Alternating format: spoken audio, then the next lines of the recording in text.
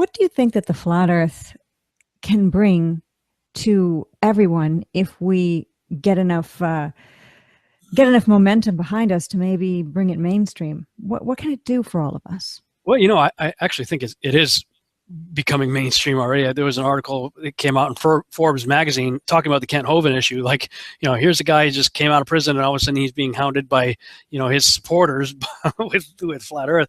And it's certainly gaining momentum, no doubt about it. I mean, I put up a YouTube video and within a day it's got 2,000 hits on it, you know, and it's like, wow, you know, people are searching. And I would say everybody has the exact same response. We all have the same response. This is crazy. This is stupid. This is absurd. Why are you even thinking, what, you've lost your mind? We all have the same initial response. But for those who actually take one day to try to research this stuff for themselves, at the very least, they become hooked and have to spend another day and another day. And the more you spend looking into it, the more you're going, I don't know what to believe. You know, belief doesn't equate to truth. You know, you can believe whatever you want to believe. I want to prove it. In my efforts to try to prove the globe, it's falling apart with horizon tests and seeing things that we shouldn't be able to see. If the ball is real, the math shows that, you know, with the curvature, there are things we should not be able to see, and yet people are seeing it. So that has me really questioning the globe, and I don't question the math because that math came from globalists. It came from people who believe the globe. So it's not math conjured up by flat earthers. And the best example for that really proved that to me was when I was in Malibu a few months ago, talking with another writer who's partnered with me for my Seed the series that we're working on, and he says, you know, I've been following your flat Earth stuff, and I got to tell you, I'm really interested. He said, because I grew up on Ventura. I used to be a lifeguard on Ventura Beach, and on a good day, on a clear day, we could look out and see the Anacapa Arch. Well, the Anacapa Arch is almost 20 miles away, and it's only 40 feet high. So the math says that if we're on a ball, 25,000 mile circumference ball, that the top of that 40-foot island arch should be over 200 feet below our ability to see it on the other side of the curve. I said, look, I know I've heard these stories and I've seen the Chicago thing and all that Chicago skyline from the other side of Lake Michigan. I've seen the math that people are using. I'm not mathematically inclined, so I need help. Do you understand this math, or do you know somebody that can confirm this math? He goes, yeah, as a matter of fact, I got a good friend of mine who's a professor at the university. He's a math professor. I said, great. Pose it to him as a word problem and see what he says. Don't tell him anything about why we're looking into this or why we want to know. Just give it a word problem. He said, okay. So he goes to the guy. He says, you know, we're on a globe that's 25,000 miles circumference, right? Yeah. What's the math? Like, you know, how would we calculate for the curvature? Let's say if there's an object 40 feet tall and 20 miles away, how far below the curvature should that object be, the top of it? So the guy said, oh, that's easy. He did the math, did it all up on the board, and it came out to, you know, over 200 feet. And so he shows it to my friend. My friend says, so you're saying that math proves that we should not be, because of the curvature of the Earth, we should not be able to see an object 40 feet tall, 20 miles away. Should be over 200 feet below my ability to see it. That's correct. My friend turns to his friend and says, well, the problem is we've all seen it. And the guy goes, what are you talking about? He goes, the Anacapa Arch. And all of a sudden, this math professor who just did the equation on the board is having the Flintstone sound effect go off in his head, you know, as the gerbil jumps off the wheel in his head. As he turns around, looks at the board, and he's like, we shouldn't be able to see that. So, you know, that's what confirmed the math for me, because I'm not mathematically inclined enough to figure it out, so I can't confirm it for myself. So here's a math professor who did the math, and he used the same equation to came up with the same result and acknowledged that we shouldn't be able to see what everybody has seen. So, you know, that's the kind of thing. I mean, none of us are likely to get up above, and you're going to have to get up above 73 miles. I've seen the hot air balloon, weather balloon stuff, that when they don't use a fisheye lens, you know, fisheye lens is going to morph everything, and you know it because you can see when the balloon's taking off, you know, they're 20 feet over the car, and the horizon looks like this.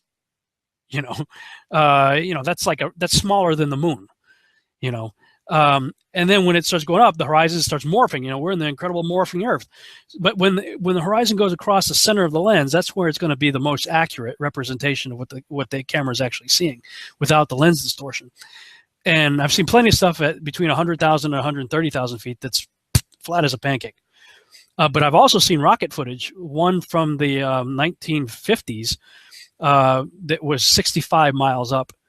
When the horizon went across center lens, flat. Saw another one recently shot up by the Germans. They had cameras on it. They were doing some sort of experiment. And same thing. When that thing came across, the lens came across the center, the horizon came across the center of the lens at 73 miles high, flat. So, all the visual evidence that we can do terrestrial. I mean, you get this book right here, Zetetic Astronomy, and read through this book. And this is done in the 1800s, 1865. What I love about this is this is before the Wright brothers and before NASA, before anything that we have today. This is all terrestrial-based observations that you and I can do ourselves. And when you do this, every time it's showing flat. And when I read of numerous accounts that this guy documents and footnotes and everything, I haven't gone and personally dug up the archives. I haven't had time to do anything like that. But he gives, at least in his time, documented, annotated, footnoted accounts of people seeing the blood red moon lunar eclipse taking place while the sun was still up.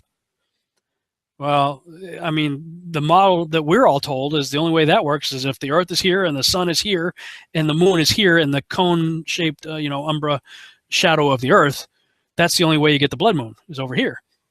But yet, if the moon's turning into an eclipse and the sun's still up and you're on the Earth and you can see both, something else must be causing the eclipse. So, and then when I looked at that, I saw that many ancient cultures believed that there were other dark orbs or dark objects or invisible objects that were also part of our system. And the Hindu version of it was particularly interesting to me. Rahu and Ketu were the two entities that they named as the ones that basically were responsible for, they were decapitated heads, interesting, I used that earlier, that would try to swallow up the moon. But because it's a decapitated head, when this spherical moon object came up on the moon, that's the illusion that we see of it turning red, and the moon just kind of goes out the neck of the decapitated head. That's, this is, the mythology develops because the people had a certain mindset and they were trying to explain things. This shows that the Hindus had the same mindset of an enclosed world within which the sun and moon were inside a dome, and they were trying to understand, well, what is that thing covering up the moon? And what is that covering up the sun? And I still think the moon is responsible for the solar eclipse, the moon coming in conjunction with the sun. But as far as the lunar eclipse, it can't be the way we're told in modern science if it's happening while the sun is still up. So I tend to believe, I mean, hey, why not? In heliocentric, spinning globe, monkey man science, they're all talking about dark matter anyway. So dark matter is like the buzzword phrase these days. And you got others talking about Nibiru and Planet X as a dark planet, supposedly going through our solar system. So why not? If you can embrace that in the spinning heliocentric globe model, why can't you accept it in the possible, enclosed world model? I'm looking at all the possibilities, looking at the available evidence and trying to weigh it with reality and see what makes the most sense. But when it comes to this issue, I do think it's critically important because it affects everything. If this is the great deception, I don't know what, I mean, if it turns out to be true that we're in an enclosed flat circular Earth set on pillars within which the sun, moon, and stars are placed, then we're in the great deception right now, because there are vast amounts of Christians, including Kent Hovind, Brother Hovind, and others that are dogmatically against what I believe the scripture tells you point blank from a literal interpretation, that they're against it. And they're embracing evidence that is coming from primarily NASA, the government, and the military. Three organizations that have proven to be completely untrustworthy on numerous counts. If we were to put them on trial, they would all be guilty of being pathological liars. And I would say also Luciferians in many ways, because of all the secret societies that our presidents have been involved with. And, why does our astronauts have to be Freemasons, stuff like that. All right, do you see Photoshop? Yes. Yeah. Okay. And if those of you think this technical difficulty was planned and think I'm scamming you, go do it for yourself. Because you're going to find the exact same thing. I got nothing to hide here. This is live on the air, okay? I'm going to zoom in on the Earth in Photoshop. Can you see the Earth? Yep. Okay, I'm going to go to Image, Adjust, Levels, and I'm going to bring the levels over here. And I'm going to bring the levels up. Uh-oh. What is that? Oh, wow. Yeah, wow. Why is there a square box around the Earth allegedly taken from the scientists on the moon in Apollo 17? And people wonder why I don't trust NASA. That's why I don't trust NASA. I mean, they're always out there saying, you know, Rob, everybody's trying to show you stuff from space and you keep rejecting it. This is why I reject it. These guys are liars. I mean, anybody who has Photoshop can just go to the NASA website, download the photo, do exactly what I did, see for yourself. Then you got other pictures like this, the blue marble, right, that come out. Okay, well, there's a big problem with the blue marble, and I'm going to zoom in here and show you what the problem is. These are all composite images where they are really not very good at Photoshop because they're using the Photoshop clone tool to replicate clouds. This cloud is a copy of this cloud. See the formations? They're identical formations, side by side. Wow. Right? These right here, side by side, side by side. See this kind of W-looking shape right here, replicated right here. This cloud is exactly the same as that cloud. You know, same clouds right there, and same thing on the other side of the world. They got the same thing going on. They got careless. Here, look, 1, 2, 3, 4, 5 of the same formations replicated right there. These two replicated, same exact formations right here. This right here is clone of that right there. I mean, really? So you're telling me that we could take pictures of Jupiter and Saturn, huge, massive planets, and now we're out going to Pluto, but we don't have one legitimate picture of the Earth from space that's not a composite? Really? So I'm saying at this point we need to be testing all things, test everything, because with this model, with the enclosed world model, evolution goes out the window. Ancient aliens, that whole idea, obliterated. And what are you left with? A creator that made a terrarium that we're in. I mean, so people ask, well, what's the motive? If we really are, if the spinning heliocentric globe is wrong, what's the motive for NASA to be lying to us? And that only leaves why. Why have they done this? What's the point of this grand deception? I think Eric Dubay explains it best. That's right. Yeah, I mean, our eyes and experience tell us the Earth is flat and motionless, and everything in the sky revolves around us. But when we cease to believe our own eyes and experience, we have to prostrate ourselves at the feet of these very pseudoscientists who are blinding us, treat them as experts, astronomical priests who have special knowledge only they can access, like the Hubble telescope. So by brainwashing us of something so gigantic and fundamental, it actually makes every other kind of lesser indoctrination a piece of cake. Earth being the flat, fixed center of the universe around which everything in the heavens revolves gives a special importance and significance not only to Earth, but to us humans, the most intelligent among the intelligent designers' designs. By turning Earth into a spinning ball thrown around the sun and shot through infinite space from a godless Big Bang, they turn humanity into a random, meaningless, purposeless accident of a blind, dumb universe. So it's like trauma-based mind control, beating the divinity out of us with their mental manipulations. People are always asking, why do they do this? Other than the obvious profit margin motive, NASA being the biggest black budget black hole in existence, sucking in over $30 billion taxpayer money for the fake moon landings alone. Nowadays, hundreds of billions of dollars, and not just NASA, but RASA and all the other fake space organizations around the world giving CGI images for hundreds of billions of dollars. So this modern atheist Big Bang heliocentric globe Earth chance evolution paradigm spiritually controls humanity by removing God or any sort of intelligent design and replaces purposeful divine creation with haphazard random cosmic coincidence. And so by removing Earth from the motionless center of the universe, these Masons have moved us physically and metaphysically from a place of supreme importance to one of complete nihilistic indifference. If the Earth is the center of the universe, then the ideas of God, creation, and a purpose for human existence are resplendent. But if the Earth is just one of billions of planets revolving around billions of stars and billions of galaxies, then the ideas of God, creation, and a specific purpose for Earth and human existence become highly implausible. So by surreptitiously indoctrinating us into their scientific materialist sun worship, not only do we lose faith in anything beyond the material, we gain absolute faith in materiality, superficiality, status, selfishness, hedonism, and consumerism. If there's no God and everyone's just an accident, then all that really matters is me, me, me. So they've turned Madonna, the mother of God, into the material girl living in a material world. Their rich, powerful corporations with their slick sun cult logos sell us idols to worship, slowly taking over the world while we tacitly believe their science, vote for their politicians, buy their products, listen to their music, watch their movies, all sacrificing our souls at the altar of materialism. It's a big deception. I'd say it's the biggest cover-up and conspiracy in history.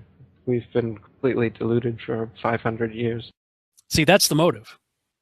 And all of those who follow that Luciferian mentality of getting it. Charles Lyell got us to question the timeline of creation. Darwin got us to question whether we are created in the image and likeness of God or from goo to you by way of the zoo, as Ken Hovind would say. And it makes sense to me in a way that this is coming up in the 21st century, because if we are indeed in the days of Noah, where we are starting to see a repeat of what took place that led to the corruption of all flesh and evil continually and violence, then in the book of Daniel, it says in the last days, knowledge will increase. In the Hebrew there, the letter He precedes the word, and the letter He is the.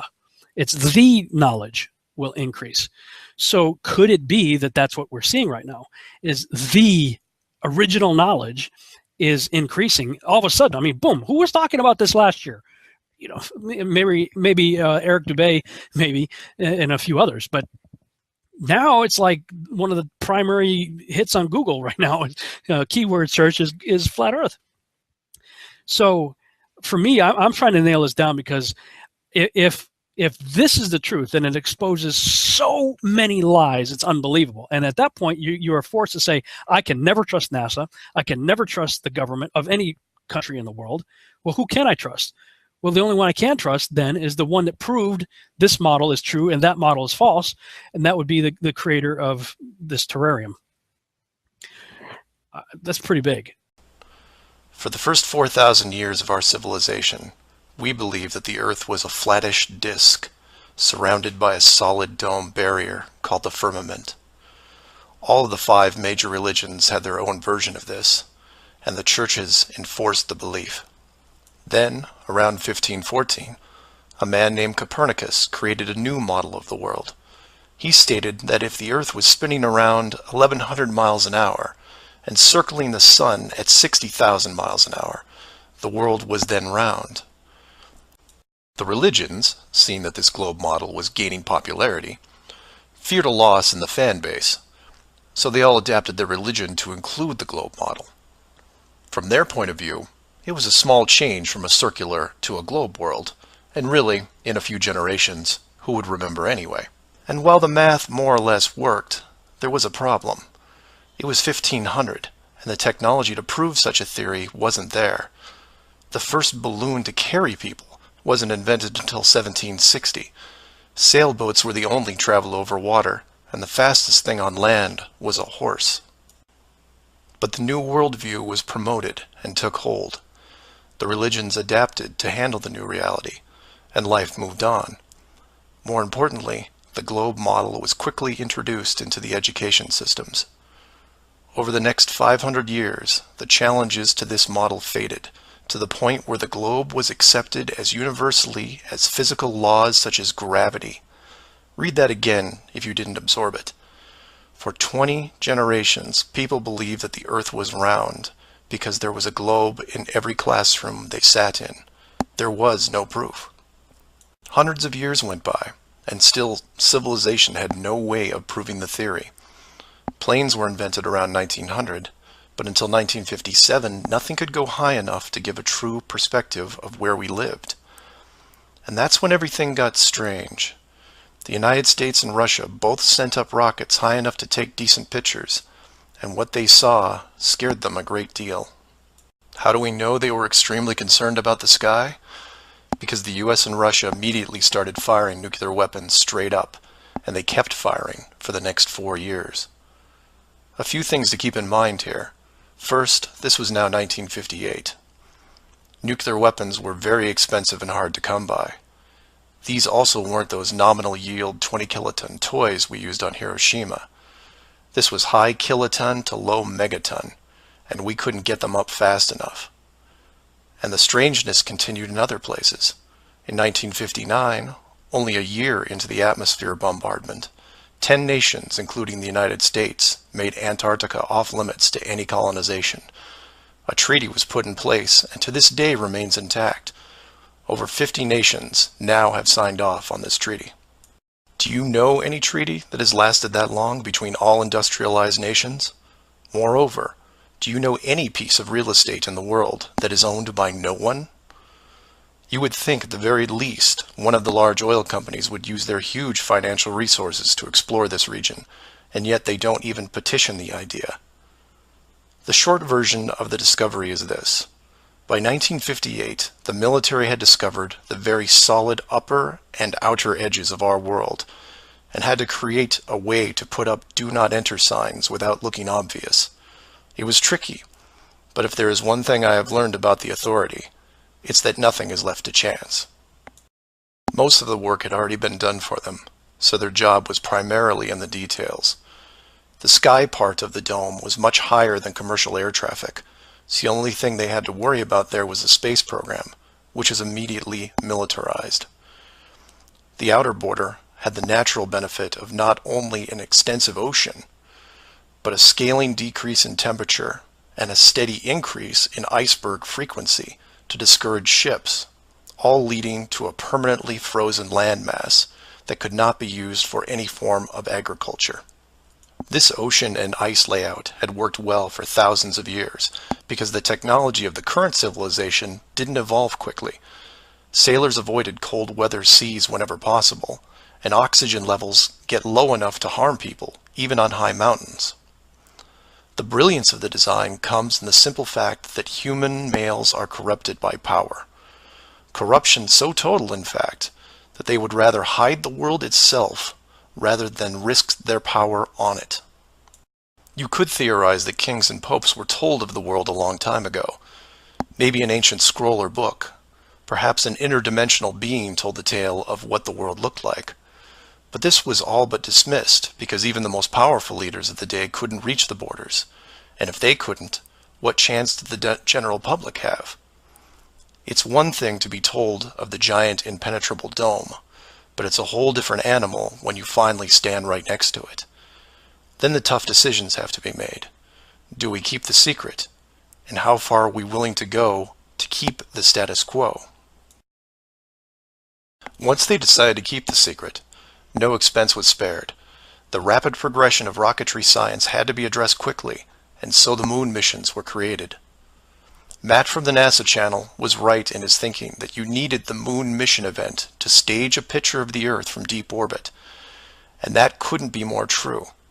Establishing NASA as the frontrunner of space exploration also diverted people who would have otherwise created their own space companies for profit. The best engineers, technicians, and pilots were recruited to the NASA space program. Once there, they were compartmentalized on a need-to-know basis. The astronauts know of the deception and are sworn to secrecy under the penalty of whatever motivates them. Private space programs are discouraged, sabotaged, or absorbed into the NASA fold. Private sector spacecraft are just not going to be allowed for several reasons. The most obvious is the collision with the dome itself. The telemetry data from such a mission would show an impact failure at a certain altitude, and if repeated, would raise questions NASA just isn't prepared to answer. There are 3 perpetual questions about our world that can't be eliminated, but avoided at all costs. These are the questions you should ask yourself and others if this protective layer is going to be lifted.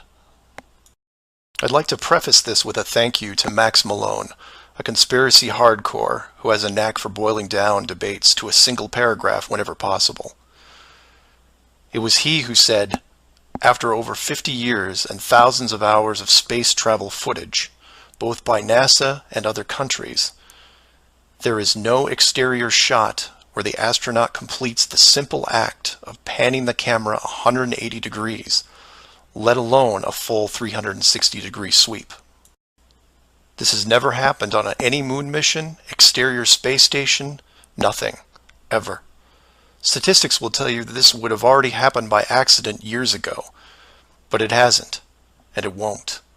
This is because of the rule they cannot break, the same rule that applies to television set shows that never show the fourth wall. Why? Because there is no fourth wall. Number 2. When you search online for pictures of the Earth from space, 95% of what you will see is a collection of artificial composite shots. In 2000, when I did this search, there was exactly one picture by NASA showing the bottom part of Africa and Antarctica. Now that picture is hidden within hundreds of simulated images. There are HD cameras everywhere, and no one is taking a shot of the Earth, because you can't get enough altitude to do it. Number 3. The commercial air travel routes for the southern hemisphere are wrong.